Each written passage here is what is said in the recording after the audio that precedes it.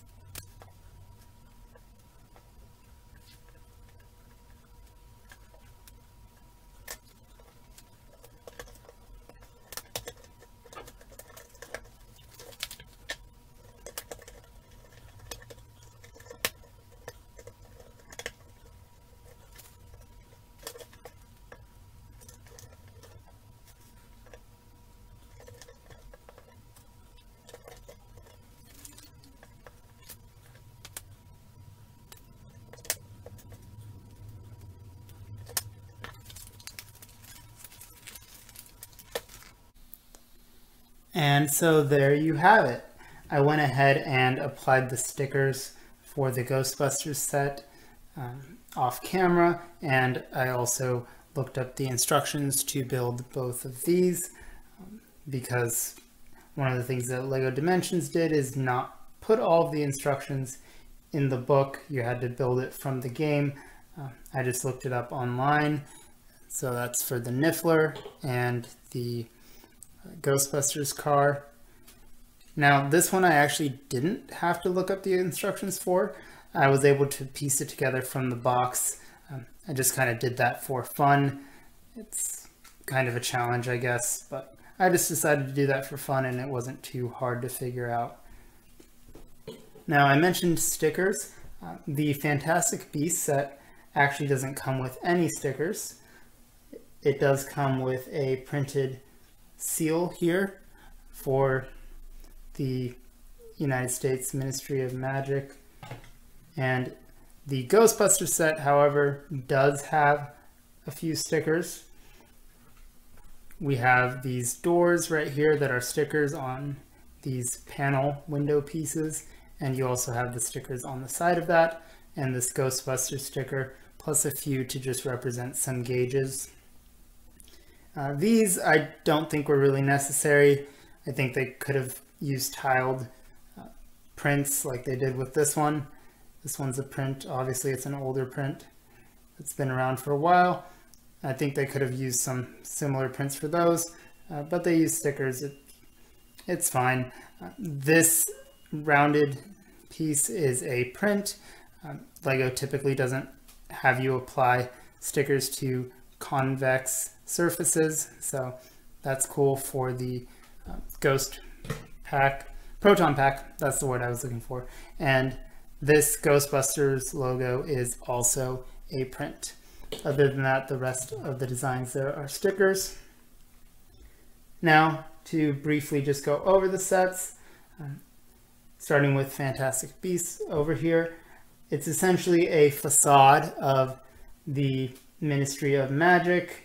You get these kind of elevators here that you can put a figure on and they will raise up like so, and they'll lock in place. And again, it is essentially just a facade. There's not much going on in the back, and that's just because these were meant to be placed on the game portal and just act as kind of a gateway of sorts to the game, just in physical form. And the Ghostbusters set is the restaurant from the movie. Personally, I don't think the movie was as bad as everyone made it out to be, but again, I also don't think the original Ghostbusters are super high quality movies. Like, they're very much watchable comedy movies, but I don't think they're anything fantastic. And this was kind of just another one of those, but that's besides the point.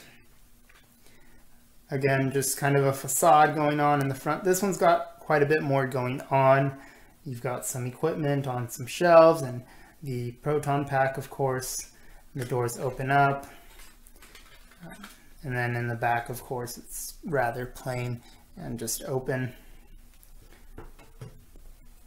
And of course, in the Fantastic Beasts set, you get the Niffler, which is comically oversized.